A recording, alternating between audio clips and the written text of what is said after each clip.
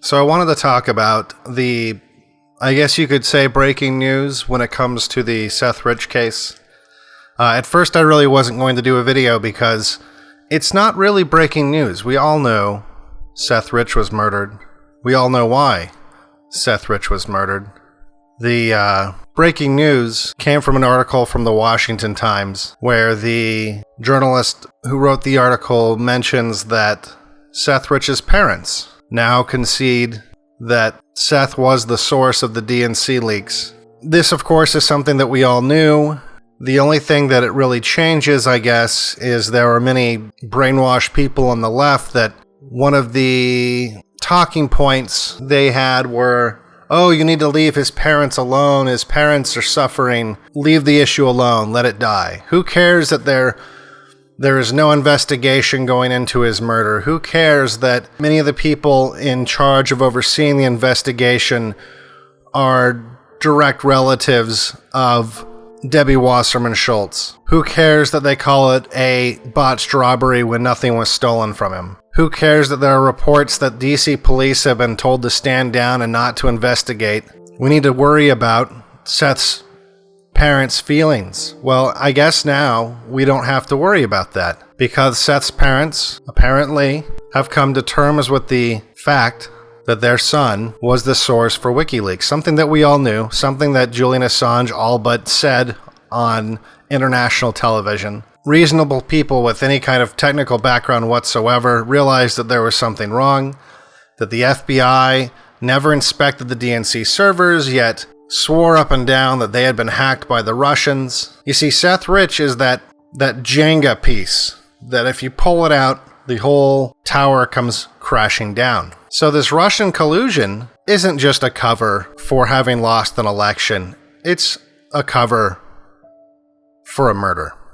Even Donna Brazil said that she was afraid, after Seth Rich was murdered, she was afraid that snipers might kill her. She would close the blinds at night. She installed surveillance cameras at her home because she was afraid of being killed, which is a completely irrational thing to do if it was just simply a robbery.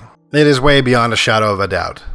Seth Rich was murdered for leaking emails from the DNC to WikiLeaks. Even the often insufferably skeptic Scott Adams now agrees. Scott Adams, who I sometimes wonder if his skepticism is really just a form of persuasion. The reason I say that it's possibly a persuasion technique is so often you see his opinion on subjects publicly transform as the Overton window shifts, and he ends up being on the right side, having started out on the most blue-pilled position. So perhaps we should look at this as a good sign. Perhaps this is all part of the rollout of what's about to come. However, at the end of the day, no one has been arrested. No one has been investigated. And the amount of corruption involved in this case is so astronomical, given everything else that's going on. It's really difficult for me to have hope that anything's going to happen. And I know there's a lot of people that still trust Jeff Sessions to do the right thing. But actions speak louder than words. And so far, those actions have not given me any confidence. So how do we get justice for Seth Rich? I would like to hear your suggestions in the comments below. I think it would be appropriate to have a demonstration, possibly on the upcoming anniversary of his death. Or of his murder, I should say. Maybe at an appropriate location, such as the DNC headquarters. Maybe even at the plaque that the DNC put when they dedicated a fucking bike rack in his memory. You know, that still really pisses me off. That is some cold-hearted shit right there. I don't think it's too out of the realm of possibility to suggest that that was a warning to others within the DNC that might want to go against the grain. But I digress.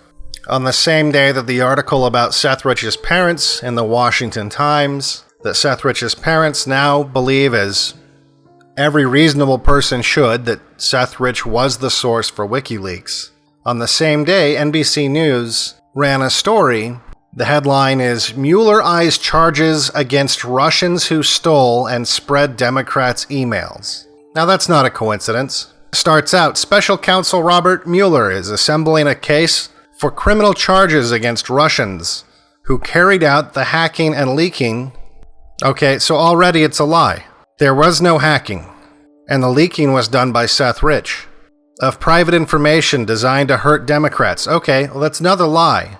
It wasn't designed to hurt Democrats. These were their own words.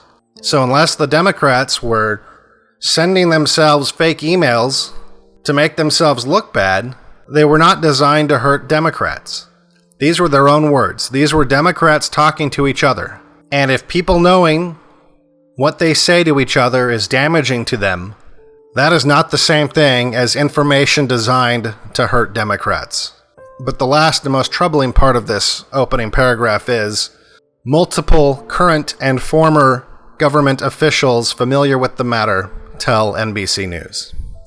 So, there are people within the government right now, the Trump administration government, who is pursuing this line of thinking.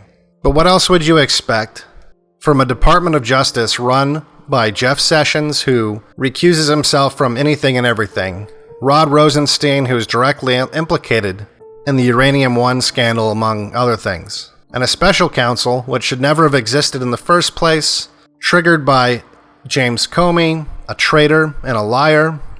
We're at a turning point, folks. The only reason why you know a lot of this stuff in the first place is because of independent media like BlackPilled and others. So at the same time that they're bringing the hammer down, trying to censor the internet, that's the fiction.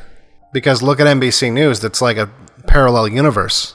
Just imagine the amount of corruption that's been going on for decades. And because there was no internet, and because there was no alternative media, just imagine the kind of corruption that's been going on for decades, while the so-called media has just covered it up and outright lied like NBC is right here. If you don't know about Guccifer 2.0, and that's going to be who Mueller will trot out as the source of the WikiLeaks to cover up the fact that the DNC murdered Seth Rich. I've got an entire video on Guccifer beyond a shadow of a doubt. Guccifer 2.0 is a cover-up for a murder committed by the DNC.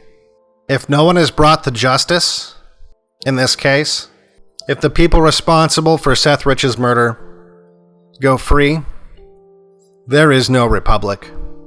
There is no republic. You're going to have some corruption no matter what system you have, no matter what kind of government you have, but a government that covers up murder is no government at all. They have no moral authority. Especially when it's the murder of a patriot who died in service of his country. And I'm sorry to say it, but this is under the Trump administration. And Trump sending angry tweets to Jeff Sessions is not going to get the job done. Trump is the president.